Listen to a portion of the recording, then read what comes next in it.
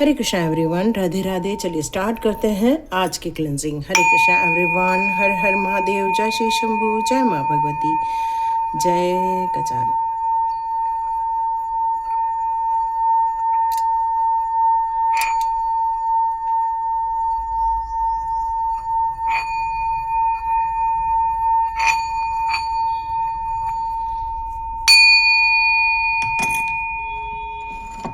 हरे Krishna everyone,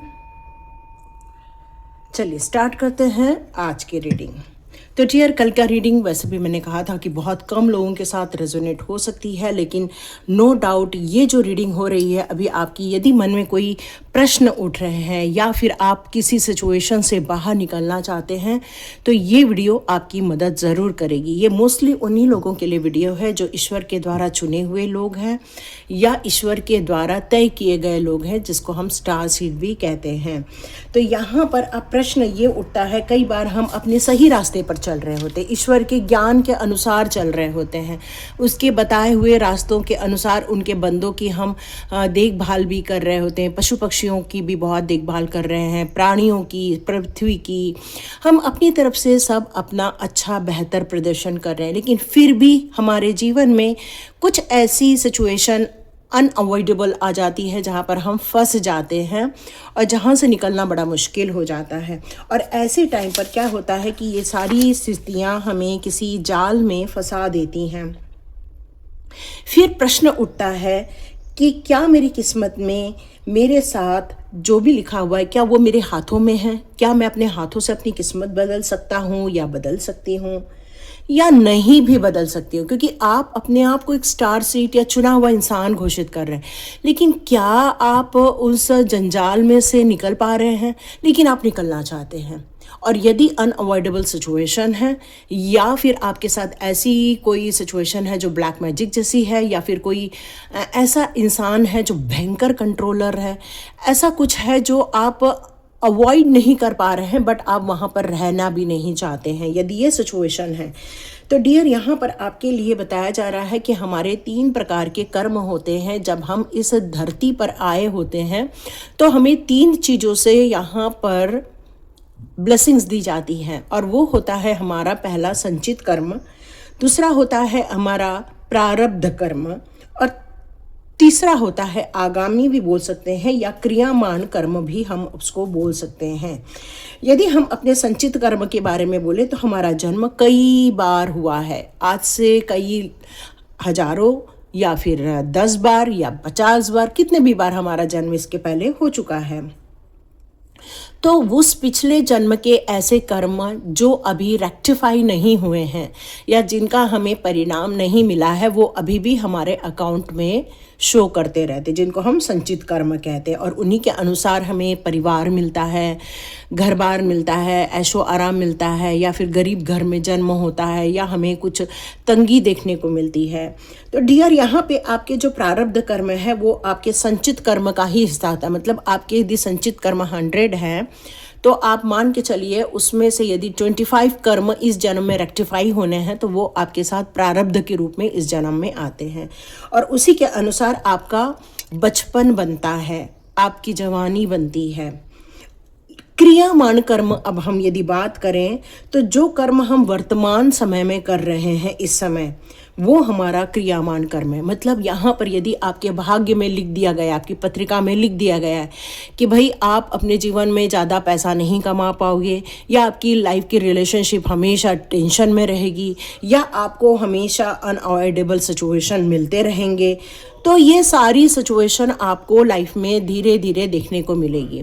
तो आपने सुना होगा मार्कंडेय जो ऋषि थे उनके बारे में आपने सुना ही होगा कि उनसे कहा था उनके माता पिता को 12 वर्ष की आयु में इनकी डेथ हो जाएगी।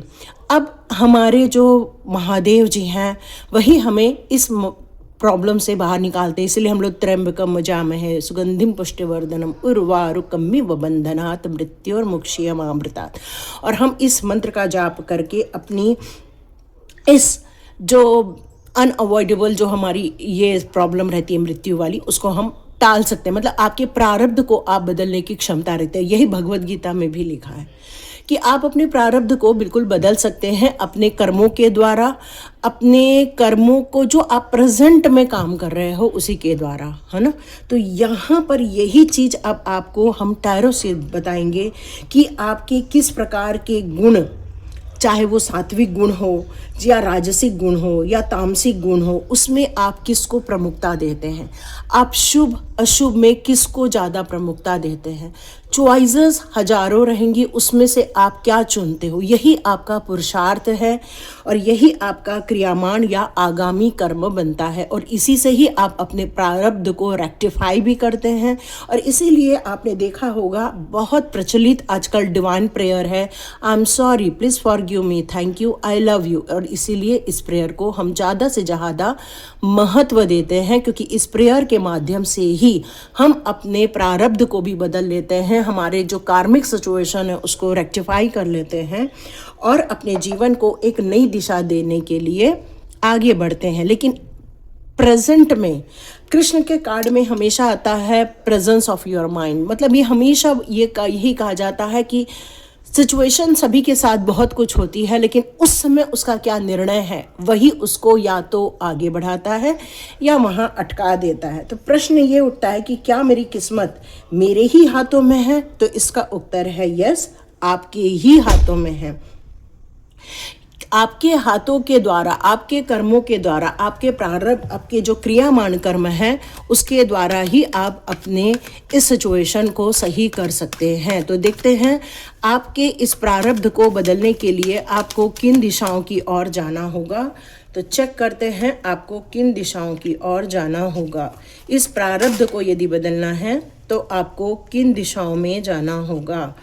ओके, तो यहाँ पर आया है सबसे पहले द मैजिशियन का कार्ड, और ये कार्ड आपसे कहता है कि आपके जीवन में कितनी भी कठिनाइयाँ हैं, कितने भी ब्लैक मैजिक हो रहे हैं या कितने भी संघर्ष क्यों नहीं आ रहे हैं, फाइनेंशियल रुकावटें हों या रिश्तों को लेकर परेशानियां देखने को मिल रही हों, लेकिन आपके पास हम सब कुछ देकर यहाँ पर भेजे हैं। मतलब आपको हर प्रकार की ब्लेसिंग्स ईश्वर के द्वारा प्रदान की गई है।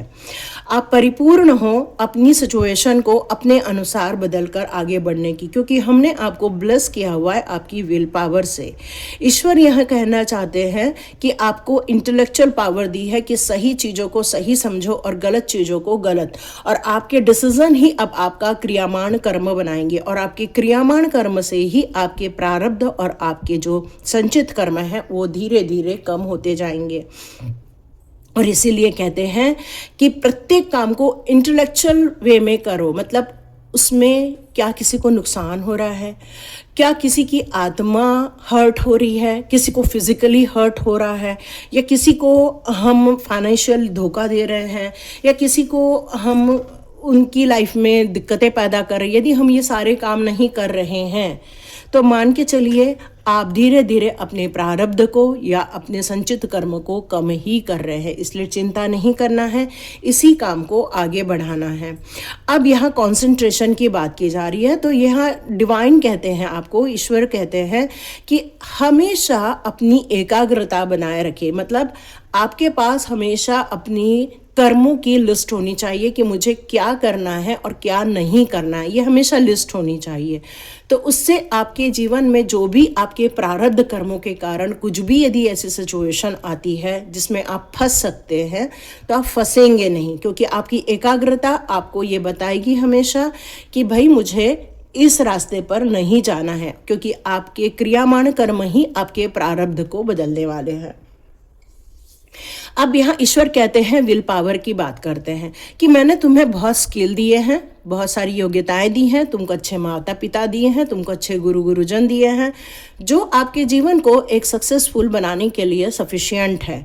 आपने सुना होगा कि अब्दुल कलाम जी बचपन में पेपर वगैरह बांटते थे, ऐसा ही हमने वीडियो में या कहीं सुना है। लेकिन उन्होंने अपने प्रारब्ध को रोया नहीं, उन्होंने अपने प्रारब्ध को बदला और वो राष्ट्रपति भी बने और उन्होंने अपने जीवन के एक बड़े से साइंटिस्ट बने। तो डियर, यहाँ पर आपकी विल पावर की बात की जा रही। यदि आपका विल पावर स्ट्रांग है, यदि आप मन से स्ट्रांग हैं, यदि आप अपने स्किल और अपनी एबिलिटी को सही दिशा में मोड़ते हो, तो मान के चलो आप अपने प्रारब्ध को और अपने जो संचित कर्म है उसमें आप रेक्टिफिकेशन कर सकते हो, आप उसको पूर्ण रूप से हरा सकते हो। तो मान के चलिए कि आप इन सारी अपनी शक्तियों से अपनी कहते हैं ना कि जिसका मन चंगा वो खुद भी चंगा। तो डियर, आपके मन को, आपकी बुद्धि को, आपकी विल पावर से आपको स्ट्रांग रखना है ताकि कोई भी आपको फंसा ना सके या किसी गलत दिशा में मोड़ ना सके। आपके प्रारब्ध और आपके संचित कर्म आपके लाइफ में वो सारी चीज़ें दिखाएंगे जो आपके लिए बना हुआ है, लेकिन क्या सही बना हुआ है उसी को आपको एक्सेप्ट करना है, जो सही नहीं है उसको एक्सेप्ट नहीं करना है। तो डियर, यहाँ पर अब आ रहा है कि जो भी आप चाहते हो उससे आप अपने जीवन को बदल सकते हो। और ये जो कार्ड है वो एयर, वाटर, अर्थ, फायर, ये सभी एलिमेंट को यहाँ पर शो करता है। और इसका मतलब ही यही है कि आप अपनी बुद्धि से, क्योंकि मरकरी की भी शो कर रहा है, थर्ड आई को शो कर रहा है, इसका मतलब ये कि आप यदि अपनी दिव्य दृष्टि बढ़ाते हो, अपनी दिव्य दृष्टि इतनी तेज करते हो और अपने कामों में, अपने स्किल में इतना आप आगे बढ़ते हो और अपने जो स्ट्रैटेजी प्लान करते हो, लाइफ की स्ट्रैटेजी क्लियर करते हो, तो डियर आपकी स्किल और एबिलिटी इतनी ज़्यादा अच्छी है कि आप सक्सेसफुल हो सकते हो और आपका ऑरा और ब्राइट हो सकता है। आप अपने जीवन के जितने भी संचित और प्रारब्ध कर्म हैं उससे आप छुटकारा पा सकते हैं, है ना। क्योंकि देखो, हमने जो इतना जीवन जिया उसमें कुछ न तो कुछ किया ही है, और वो सब हमारे साथ हर जीवन में रेक्टिफाई नहीं होता है, वो संचित होकर आगे बढ़ता जाता है। 100% हमें कर्म एक जन्म में नहीं मिलते हैं, उसके कर्म आपको अलग अलग जन्म में अलग अलग के द्वारा दिए जाते हैं। तो अपनी इच्छा शक्ति को इतना बढ़ाना है, अपनी समृद्धि को इतना बढ़ाना है, अपनी नॉलेज की समृद्धि को इतना बढ़ाना है, अपनी इंटेलेक्चुअल पावर को इतना आपको जागृत रखना है, सचेत रहना है, ताकि आप किसी भी इसमें धोखा न खा जाए और फंस न जाए। और इसीलिए ईश्वर कहते हैं कि तेरी किस्मत तेरे हाथों में है, यदि तू मुझे पुकारता है तो मैं तेरा साथ देता हूँ। जिस तरह से अर्जुन ने कृष्ण जी को पुकारा और उन्होंने अपना सब कुछ समर्पित कर दिया। यदि आप एक स्टार सीड हैं, चुने हुए इंसान हैं, तो डियर आपको ईश्वरीय तत्वों पर आध्यात्मिक यात्रा इसीलिए करनी पड़ती है ताकि हम ईश्वर को पूर्ण रूप से अपने आप को समर्पित कर सकें। ये कार्ड रिवर्स में आया है और ये कार्ड हमें ये बता रहा है कि बेट और the disappointment news and lack of idea. तो इसका मतलब है कि जब हमारे संचित कर्म या प्रारब्ध कर्म इतने ज़्यादा नेगेटिव होते हैं, इतनी ज़्यादा नेगेटिव होते हैं, वो हमारे इस जीवन में बाढ़ की तरह आते हैं। और जब वो नेगेटिविटी इतनी बाढ़ की तरह आती है तो हम अपने माइंड की इंटेलेक्चुअल पावर को या अपने विल पावर को या अपने स्किल्स को भूल जाते हैं। तो यहाँ ईश्वर अब हमें क्या बताना चाहते हैं? ईश्वर हमें बताना चाहते हैं कि ये बैड एक्सपीरियंस या डिसअपॉइंटमेंट आपकी लाइफ में आपके प्रारब्ध या फिर संचित कर्मों के द्वारा आपकी लाइफ में आया है। यहाँ लैक ऑफ आइडिया की जगह आपको थोड़ा सचेत होना चाहिए, न्यू आइडियाज़ को अपनाना चाहिए, कॉन्शियसनेस और ज़्यादा बढ़ानी चाहिए, नॉलेज को और बढ़ाना चाहिए। इसका मतलब है बहुत सारे पुराण हमारे लिए अवेलेबल हैं, उसको आपको रीड करना चाहिए, प्लानिंग करनी चाहिए, अपने आप को इंस्पायर करना चाहिए, ताकि आप जिस बैड न्यूज़ व बैड गेम में आप फंस जाते हो वहाँ से आप अपने आप को बाहर निकाल सकते हो। यहाँ पर ईश्वर आपसे कहना चाहते हैं कि आपको एक ऐसा इंसान बनना होगा जो जजमेंट हो, अपने लिए भी जजमेंट क्रिएट करना। आप यदि किसी काम को कर रहे हो तो आप एक थर्ड पर्सन बनकर अपने आप का भी एनालिसिस करो। देखो, हम जजमेंट सभी लोगों का करते हैं। कोई हमारे सामने बात भी कर रहा है तो हम जज करते हैं कि वह कैसे बोल रहा है, कैसे उसके हाव भाव है, क्या उसकी नियति है। हम हर चीज़ जज करते, पर हम अपने आप को कभी जज नहीं करते। हम हमेशा अपने आप के लिए सही निर्णय लेते हैं। लेकिन आपको यहाँ ईश्वर कह रहे हैं कि स्वयं का जज बनना होगा, अपने आप को प्रोटेक्ट नहीं, अपने आप को आपको एक कटघरे में खड़े कर कर पूछना होगा कि क्या आप कर रहे हो। आपके जीवन में बहुत कुछ आ सकता है, आपके प्रारब्ध के अनुसार बैड लक या बैड सिचुएशन आ सकती है, लेकिन आपकी इंटेलेक्चुअल पावर ही उसमें सही डायरेक्शन, आपका मन ही और बुद्धि ही आपको सही डायरेक्शन देने वाली है। तो इंडिपेंडेंटली आपको यहाँ पर आगे बढ़ने का भी ईश्वर मौका देते हैं। ईश्वर आपसे कहते हैं कि आपके जीवन में हर बार मैं नई शुरुआत करने के लिए रेडी हूँ, हर चीज़ों के लिए, चाहे रिलेशनशिप हो, चाहे आपकी प्रगति हो, चाहे बिजनेस हो, जॉब हो, कैरियर हो, या रिलेशनशिप हो, या आपके लाइफ की किसी भी प्रकार की सिचुएशन, हर बार मैं न्यू बिगिनिंग करने के लिए रेडी हूँ और आपको मदद देने के लिए रेडी हूँ। लेकिन यहाँ पर शब्द फिर से आता है लेकिन, क्योंकि ये अर्थ एलिमेंट इसमें नहीं था, है ना, इसमें एयर, वाटर, अर्थ, ओके, फायर सब है। तो डियर यहाँ पर ये कार्ड आपको अब ये बता रहा है कि इस सिचुएशन में आपको सचेत रहकर जो व्यक्ति आगे बढ़ता है अपने प्रारब्ध को या संचित कर्म को बहुत आसानी से काट कर आगे निकल जाता है, तो मैं उसे एक न्यू बिगिनिंग देता हूँ। ये ईश्वर का वादा है, ठीक है, ये ईश्वर कह रहे हैं आपसे।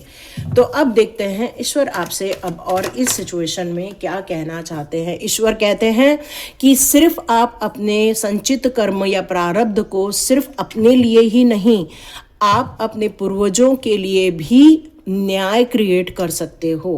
आप अपने पूर्वजों को भी न्याय देते हो अपने अच्छे कर्मों के द्वारा, और मान के चलो आपकी रीबर्थ बहुत ब्यूटीफुल होगी। मतलब फिर से जो जन्म होगा उसमें बहुत सारे आपके संचित और प्रारब्ध जो बुरे कर्म हैं वो कट जाते हैं और अच्छे कर्मों का यहाँ पर ज़्यादा बढ़ जाता है। तो ईश्वर आपसे कहना चाहते हैं कि आपको इनर कॉलिंग को समझना होगा, अंदर की अंतरात्मा को समझना होगा, ईश्वरीय प्रेयर रोज करनी होगी। आप जिस धर्म जाति के हैं उस धर्म में जिस ईश्वर को मानते हैं उसकी आपको आराधना करनी होगी। बहुत पॉजिटिव डिसीजन लेने होंगे, किसी के लिए हार्मफुल नहीं होना चाहिए, चॉइसेस हमेशा राइट फॉर्म में होनी चाहिए। और यहाँ ईश्वर आपसे कहते हैं कि क्लैरिटी ही मेन आपका ऑब्जेक्ट है। तो क्लैरिटी होनी चाहिए, आप जिस काम को हाथ में ले रहे हो क्लैरिटी रखो। डियर आपके साथ जजमेंट ज़रूर होगा और ईश्वर ही नहीं आप भी अपनी किस्मत बदल सकते हैं। ईश्वर आपको तथास्तु कहते हैं। जो भी न्यू आइडिया के साथ आप लेकर आगे बढ़ेंगे उसमें इंस्पिरेशन मैं भर दूंगा, ईश्वर कह रहे हैं यहाँ पर। ईश्वर कह रहे हैं यहाँ पर आप एक फ्री स्पिरिट हो, मतलब आप यहाँ पर कुछ भी काम कर सकते हो। ये धरती आपकी है, यहाँ अच्छा भी कर सकते हो, बुरा भी कर सकते हो, लोगों के लिए बेहतर के लिए कार्य कर सकते हो, लोगों को नुकसान पहुँचाने के कार्य कर सकते हो। आपके लिए सब चीज़ें द्वार ओपन करके हमने भेज दी है। अब आपकी जो स्किल है, आपकी जो एबिलिटी है, उसके अनुसार आप निर्णय लेते हो। प्रारब्ध आपको प्रभावित ज़रूर करता है, लेकिन प्रेजेंस ऑफ माइंड आपको सही गलत के निर्णय में वक्त देता है, जिससे कि आप अपने जीवन के जितने भी बैड लक हैं, जितने भी रिस्ट्रिक्शन हैं, जितने भी आपकी बुरी साइकिल है, क्योंकि ये कार्ड रिवर्स में आया है, तो ये कार्ड आपसे यही कह रहा है कि जो भी आपकी बैड लक की साइकिल है उसको आप ब्रेक करने की क्षमता रखते हैं। ईश्वर कहते हैं कि फिर आपके जो प्रारब्ध और संचित कर्म होंगे वो अलग ही होंगे, और फिर आपका जो नेक्स्ट जन्म होगा उसमें वो आपके साथ आएगा। तो यहाँ लास्ट कार्ड चेक करते, oh my god, yes you are a star seed, और इसीलिए ईश्वर ने आपके लिए ये भेजा है। उम्मीद बनाए रखो, विश्वास के साथ चलो, अपने पर्पस पर काम करते चलो, हमेशा अपने जीवन में नई चीज़ों को अपनाते चलो। सप्तऋषियों का आशीर्वाद आपके साथ है। जीवन में बैलेंस क्रिएट करना है आप लोगों को। ईश्वर चाहते हैं कि ये स्टार सीड मामूली इंसान नहीं है, ये ईश्वर के द्वारा तय किया गया इंसान है। लेकिन ये जो माया है, इस धरती एक माया का रूप है, इस माया के जाल में नहीं फंसना है, लोभ मोह मद मत है ना, अहंकार में नहीं फंसना है, बल्कि यहाँ से बाहर निकलकर अपने आप को एक इंस्पिरेशन देना है और अपनी उम्मीदों के अनुसार अपना नया जीवन डेवलप करना है। तो yes you are a star seed, ये कंफर्मेशन है, तो बिल्कुल घबराइएगा नहीं। यदि आपके भी मन में ये चल रहा है कि मेरी किस्मत मेरे ही हाथों में है भी या नहीं, तो यस डियर, आपकी किस्मत आपके ही हाथों में है। बस आपके सोच विचार कर लिए गए कदम ही आपको या तो प्रोग्रेसिव बनाएंगे या तो अगेन नया संचित और प्रारब्ध बैड लक में या तो गुड लक में कन्वर्ट कर देंगे। ये आपका निर्णय रहने वाला है। तो ईश्वर के और कौन से यहाँ पर संदेश हैं, एक बार चेक कर लेते हैं। यस, यहाँ पर आपको बहुत सारे डिफरेंट चीज़ें लाइफ में मिलने वाली हैं। यहाँ आप सोचोगे कि कोई आपके ही जैसा आपके अगल बगल में है, तो नहीं, यहाँ हर इंसान अपने आप में यूनिक है, सबको एक्सेप्ट कर कर ही आगे बढ़ना होगा। और ईश्वर कहना चाहते हैं नो एंड नथिंगनेस। तो डियर, यहाँ पर आपको ये कार्ड बिल्कुल यही बता रहा है, किसी चीज़ को माइंड में नहीं रखना है, न्यूट्रल होकर जीना। इसीलिए तो कहते हैं ना, हर चीज़ ईश्वर को समर्पित कर दो, ताकि आपके प्रारब्ध कोई भी ना बने इस जन्म में। यस, यहाँ पर आपको हर चीज़ में पार्टिसिपेट भी करना है और डिटैच भी रहना है।